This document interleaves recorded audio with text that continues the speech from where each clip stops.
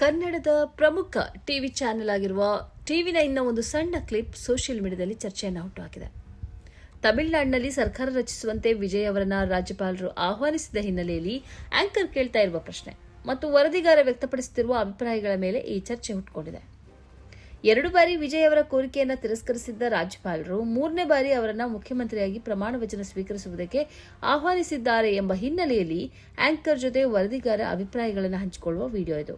ಈವರೆಗೆ ವಿಜಯ್ ಅವರು ಸರ್ಕಾರದ ಭಾಗ ಆಗಿರಲಿಲ್ಲ, ಆದ್ದರಿಂದ ಅವರು ಹೇಳಿಕೆಗಳನ್ನು ಕೊಡ್ತಾ ಇರಬಹುದು. ಆದರೆ ಇನ್ನು ಮುಂದೆ ಅವರು ಸರ್ಕಾರದ ಹೊಣೆಗಾರ ಆಗ್ತಾರೆ. ಹಾಗಿರುವಾಗ ಮೀಡಿಯಾಗಳ ಪ್ರಶ್ನೆಗಳಿಗೆ ಅವರು ಹೇಗೆ ಉತ್ತರಿಸುತ್ತಾರೆ? ಉತ್ತರಿಸದೇ ಇರಲು ಸಾಧ್ಯವಿಲ್ಲ. ಪತ್ರಕರ್ತರ ಉಲ್ಟಾ ಸೀದಾ ಪ್ರಶ್ನೆಗಳನ್ನು ಅವರು ಹೇಗೆ ಸ್ವೀಕರಿಸುತ್ತಾರೆ? ನಾನು ಉತ್ತರಿಸುವುದಿಲ್ಲ ಎಂದು ಹೇಳುವುದಕ್ಕೆ ಆಗುವುದಿಲ್ಲ ಇತ್ಯಾದಿ ಇತ್ಯಾದಿ ಮಾತುಗಳನ್ನು ವರದಿಗಾರ ಹಂಚಿಕೊಳ್ತಾರೆ.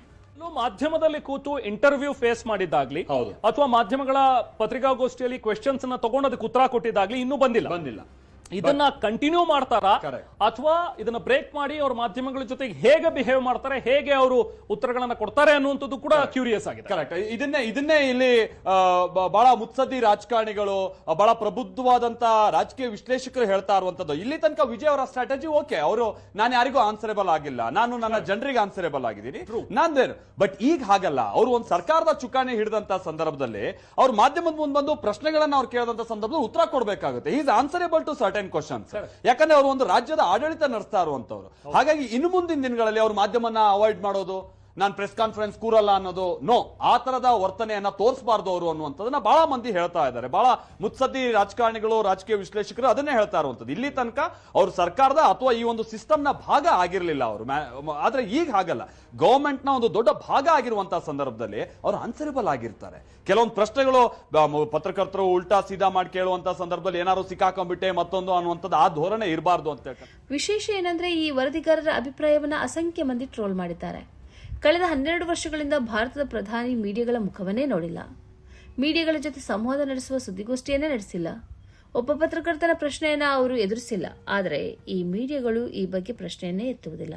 ಪ್ರಧಾನಿ ಪತ್ರಕರ್ತರ ಪ್ರಶ್ನೆಯನ್ನ ಎದುರಿಸದಿದ್ರೆ ಸರಿಯಾಗುವುದಿಲ್ಲ ಎಂದು ಈ ಮೀಡಿಯಾಗಳು ಹೇಳುತ್ತಿಲ್ಲ. ಸರ್ಕಾರದ ಹೊಣೆಗಾರನಾಗಿ ನಾನು ಸುದ್ದಿಗೋಷ್ಠಿ ನಡೆಸುವುದಿಲ್ಲ ಎಂದು ಪ್ರಧಾನಿ ಹೇಳುವುದಕ್ಕೆ ಅರ್ಥ ಇಲ್ಲ ಎಂದು ಪ್ರಧಾನಿಗೆ ಸಂಬಂಧಿಸಿ ಈ ಮೀಡಿಯಾಗಳು ಹೇಳ್ತಾನೆ ಇಲ್ಲ. ಆದರೆ ಇನ್ನೂ ಮುಖ್ಯಮಂತ್ರಿಯಾಗದ ವಿಜಯ್ ಬಗ್ಗೆ ಇವರಿಗೆ ಸಂಶಯ ಇದೆ. ಇವರು ಪ್ರಶ್ನೆಯನ್ನು ಹೇಗೆ ಎದುರಿಸುತ್ತಾರೆ ಎಂಬ ಕುತೂಹಲ ಇದೆ. ಪ್ರಶ್ನೆಯನ್ನು ಎದುರಿಸದೇ ಇರಬಾರದು ಎಂಬ ಅಭಿಪ್ರಾಯವೂ ಇದೆ. ಮೀಡಿಯಾಗಳ ಹಿಪೋಕ್ರಸಿ ನೋಡಿ ಎಂದೆಲ್ಲ ಈ ವಿಡಿಯೋಗೆ ಜನರು ಕಮೆಂಟ್ ಮಾಡಿದ್ದಾರೆ.